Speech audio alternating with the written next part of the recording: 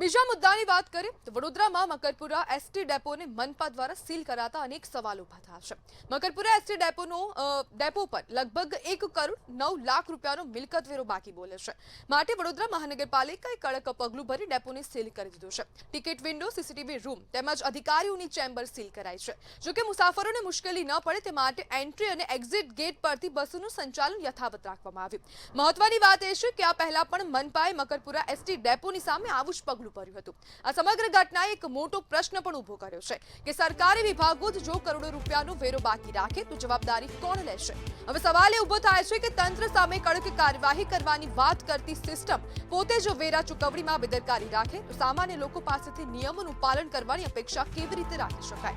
હવે જોવાનું રહ્યું કે આ મામલે જવાબદાર વિભાગો શું સ્પષ્ટતા આપે છે અને ક્યારે હવે આ જે બાકી વેરો છે તે ભરવામાં આવે છે। અને હવે જે મિલકત વેરો ન ભરવાના કારણે જે એસટી ડેપોની સીલ મારવામાં આવ્યું છે તેમાં પણ 3 જેટલી જે શાખાઓ છે તેમાં એસટી ડેપોમાં ખાસ કરીને સીલ મારવામાં આવ્યું છે, જેમાં સીસીટીવી રૂમ આવી જાય છે, જેમાં ટિકિટ વિન્ડો આવી જાય છે અને જે અધિકારીઓની જે કેબિન છે તે આવી જાય છે। પરંતુ હવે ક્યાંક ને ક્યાંક એ સવાલ ઊભો થાય છે કે જે હવે સીલ મારવામાં આવ્યું છે તેને કારણે ખાસ કરીને મુસાફરોની ઉપર ક્યાંક ને ક્યાંક અસર પહોંચે તેવી પણ શક્યતાઓ વ્યક્ત કરાઈ રહી હતી, કારણ કે હવે એક્ઝિટ અને એન્ટ્રી ગેટ પરથી હવે બસોનું સંચાલન શરૂ રાખવામાં આવ્યું હતું। પરંતુ હવે તેવો પણ અહીંયા પ્રશ્ન ઊભો થાય કે હવે જે મનપા દ્વારા જે કાર્યવાહી કરાઈ છે કે તેની અંદર જે સીલ મારવાની કાર્યવાહી કરાઈ છે તો હવે અહીંયા પ્રશ્ન ઊભો થાય કે હવે આ કેવા પ્રકારનું સીલ મારવામાં આવ્યું છે, કારણ કે જે સંચાલન છે બસોનું તે તો ચાલુ ને ચાલુ જ છે અને હવે કેવા પ્રકારનું આ સીલ મરાયું છે? હવે એસટી ડેપો શું હવે મિલકત વેરો ભરશે કે કેમ, અને જો ભરશે તો ક્યારે ભરશે તેવા અનેક પ્રશ્નો ઊભા થાય છે।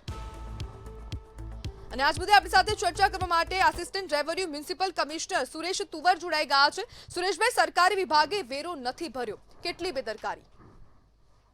વડોદરા મહાનગરપાલિકા દ્વારા ચાલુ વર્ષના વેરા બિલોની બજવણી કરવામાં આવેલી છે અને ત્યારબાદ વોરંટ અને નોટિસ પણ બજાવવામાં આવેલી હતી। તેમ છતાં મકરપુરા એસટી ડેપો દ્વારા 1,09,00,000 જેટલા વેરાની રકમો બાકી પડતા આજ રોજ મ્યુનિસિપલ કોર્પોરેશન દ્વારા મિલકતો સીલ કરવામાં આવી છે।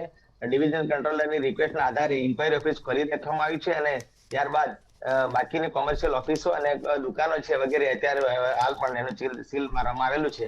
આજની તારીખમાં એમણે 24 લાખના ચેક મોકલી આપ્યા છે અને બાકીના પૈસા છે 2 થી 3 દિવસમાં ભરી આપવા માટે ડિવિઝનલ કંટ્રોલરે ખાતરી આપી છે। સુરેશભાઈ, હવે આ ડેપો સીલ કરવામાં આવ્યું છે પરંતુ હવે જે અવરજવર છે બસોની તે તો ચાલુ છે, તો આ કયા પ્રકારનું સીલ મારવામાં આવ્યું છે? ચોક્કસથી નાગરિક આમ જનતાને તકલીફ ના પડે એટલા માટે જે ઇન્ક્વાયરી ઓફિસ છે તે ખુલ્લી રાખવામાં આવી છે। તે ઉપરાંત જે કોન્ટ્રાક્ટર છે, બિલ્ડર છે, એની કોમર્શિયલ ઓફિસ અને બાકીની જે શોપ્સ વગેરે છે એનું પણ સીલ ચાલુ રાખવામાં આવ્યું છે। ડિવિઝનલ કંટ્રોલરે 2 દિવસની અંદર પૈસા ભરવાની ખાતરી આપી છે, એટલે બાકીના યુનિટો જો પૈસા ભરાઈ જશે તો ખોલી આપવામાં આવશે। સુરેશભાઈ, અગાઉ પણ આ જ ડેપો સીલ કરવામાં આવ્યો હતો, જો પછી ડેપોએ હવે મિલકત વેરો નહોતો ભર્યો તો પછી સીલ કેમ હટાવવામાં આવ્યો? ચોક્કસથી લાસ્ટ યરે એના 80-90 લાખ રૂપિયા બાકી હતા, તે વખતે એને સીલ કરવામાં આવેલું હતું। તે વખતે એને પૂરેપૂરા પૈસા ભરી દીધા બાદ જ એમની ઓફિસો ખોલી સીલ ખોલી આપવામાં આવેલું। આ વખતે પણ બાકીની મિલકતોની સીલ જ રાખવામાં આવી છે, માત્ર ઇન્ક્વાયરી ઓફિસ માત્ર એને ખોલી આપવામાં આવી છે।